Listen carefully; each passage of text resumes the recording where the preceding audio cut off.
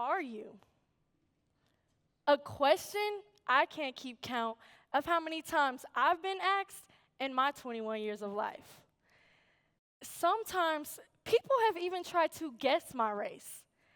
I've had people come up to me in the grocery store speaking Spanish to me, and I mean full-on sentences. And I have to tell them every time, "Mi no hablo español." That's all I got. Being told I have good hair, what does that even mean? I also have trouble filling out applications. Select one or more races that apply, and the options are Black or African American, but in parentheses it says not Hispanic or Latino. These moments made me reflect deeply on my identity, realizing that being mixed race isn't just about checking boxes. It's about embracing the richness of both of the cultures that I am a part of. My name is Jasmine Crooks, and I grew up in a small multiracial family. I am the oldest of 3 children. My mother is Hispanic, and my father is Black. Now, growing up being mixed, I knew I was different, but I didn't quite understand because I didn't get race at the time. I vividly remember my brother and we would always say that we were peach-colored. I guess we couldn't wrap our heads around being 2 different things at the same time in the same person. I somewhat started to realize, like during holidays, experiencing the different cultures that I was a part of. For example, during Christmas, my mom's family always celebrated on Christmas Eve. I assumed that was a Hispanic thing, which eventually worked out because I got to spend Christmas Day with my dad's family. When it came to holidays, I felt like I got the best of both worlds with food. I'd get to eat all of the Hispanic dishes, things like menudo, tortillas, tamales.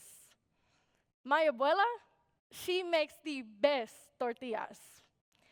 And when it came to my dad's side, we'd get to eat soul food, dishes like smothered chicken, rice and gravy, greens, cornbread, a bunch of delicious foods that I enjoy.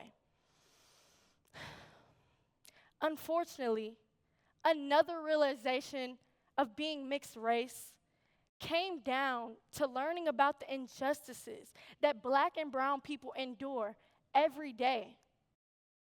Seeing police brutality on the news, racial profiling on social media, and actually witnessing my own father experience it firsthand, it's something that saddens me, but truly opened my eyes. My father, he is amazing. He is a great husband to my mother. He provides unconditional love to our family, and he works hard for everything that he has. Despite all of the positive, he has experienced unfair treatment due to the color of his skin. Car rides around the city, listening to his old school music, gives me and my dad the opportunity to spend quality time together. But little did I know that this particular Thursday would change that experience forever. As we were headed home from picking up dinner, I remember seeing blue and red lights flashing in the back window. My dad fixed his rearview mirror, turned on his blinker signal, and pulled over to the side of the road. As the officer prepared to approach our car, my dad told me to sit up straight and not to worry. "Good evening, officer," my dad said. The officer replied and asked if he knew why he'd been pulled over. According to the officer, my dad failed to turn on his blinker signal a few miles back. Despite this minor mistake, the officer made my dad get out of the vehicle and tried searching it. All because of a blinker signal? "What do you do for a living?" "Sell drugs?" the officer insisted. My dad replied, "No." The officer implied that selling drugs had to be his job because he had such a nice car. I remember thinking to myself, Black people don't have to sell drugs to have nice things. I turned to my dad, confused on what had just happened. I explained to him that this never happens when I'm with Mom. He informed me that him and like many other Black and brown people in this world, he was being racially profiled. Unfortunately, this wasn't the first occurrence, and I don't think it'll be the last. This encounter has had a huge impact on my life, ultimately leading me to my decision to pursue a career in law. According to the Death Penalty Information Center, Black people are 7 times more likely to be convicted wrongfully. Black people are 7 times more likely to be wrongfully convicted. Black people are 7 times more likely to be imprisoned longer before being exonerated. And Black people are 7 times more likely to be the targets of police misconduct. Knowing this statistic is why I feel compelled to become a criminal defense attorney. I realize that systemic issues within our justice system need addressing. And as someone who embodies multiple marginalized identities, I realize that I can't change the system from the outside. I must become a part of the system to change it.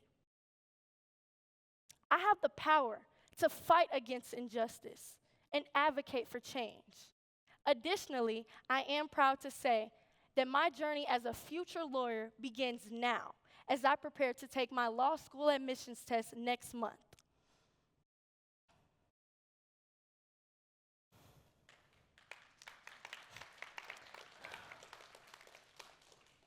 Despite dealing with diversity as a kid, little did I know that the complexities of my complexion would continue when I went off to college. Navigating the scholarship landscape as a mixed-race individual presented unique challenges and opportunities, or a double-edged sword, as I call it. I encountered situations where my being biracial allowed me to qualify for scholarships aimed at supporting Black students. These scholarships recognized and celebrated my African American heritage, providing financial support and affirmation of my identity.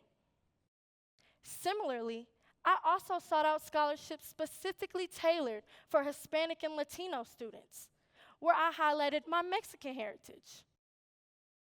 These scholarships not only provided financial assistance, but also validated the importance of embracing my Hispanic roots. Being both a Hispanic and Black student has opened many doors for me, allowing me to secure over $20,000 in scholarships to attend the college of my choice. However, it's not just about financial support. It taught me the power of advocating for myself and to seek out and take advantage of opportunities that recognize my diversity.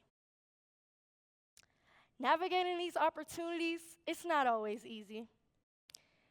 I have a friend in college that knows me and my background very well, but she identifies me as Black. She has been begging me to join this student organization that she is a part of. It's called NABCJ, the National Association of Blacks in Criminal Justice. I remember explaining to her the feeling I felt struggling with being Black enough to fully belong in an organization like that. Which is funny to me because a couple weeks later, as we were getting dismissed from our violent offenders class, a girl came up to me, inviting me to be a part of an organization that she was in. It was called NOHCJ, the National Organization of Hispanics in Criminal Justice. I explained the same thing to her. I felt a disconnect within my Hispanic side due to my limited Spanish and my mixed heritage. She said something to me that really made me think. You're both. Why not join both? Go to NABCJ meetings one week and come to NOHCJ the next. These experiences revealed a painful reality to me. The challenge of trying to fit in to predefined cultural categories that people put you into. Growing up as both Black and Hispanic has often felt like walking a tightrope. Because we as humans feel the natural need to categorize people. There have been times I've had to show pictures of my family to prove my identity. For instance, within the Black community, I've often faced skepticism about my authenticity. People questioning whether I'm Black enough because my skin tone isn't dark enough for them, or because of the texture of my hair and the hairstyles that I choose to wear, cause people to pose the question, what are you? On the other hand, within the Mexican community, I've been confronted with doubts about my belonging due to my limited Spanish and my lack of knowledge in the culture. These moments of exclusion have been difficult for me, but also very eye-opening. I've had conversations with my mom about the challenges she faces as a Hispanic woman raising biracial children. I've learned from my parents a critical truth, that it's not about conforming to a single narrative or trying to fit in to other people's expectations. It's about integrating and navigating the complex truths of our identity, even when faced with resistance from inside and outside our communities. Acceptance does not come from neatly falling into preconceived notions. It results from appreciating and acknowledging the diverse aspects of who we are. Living in a world being biracial, it's taught me the beauty of living in the spaces in between. It has shown me that our true strength lies not in trying to fit into predefined molds, but in embracing the full spectrum of our identities and other people's identities. I encourage everyone today, let's transcend the boxes that people force us into. Because behind our skin complexion is not one, but two different stories. Let's build a world where every story is heard and valued. Remember, the most vibrant tapestries are those woven from many threads. Let's make sure every thread is honored, every story is heard, and every person is seen for the full, beautiful complexity that they are. Thank you. Thank you.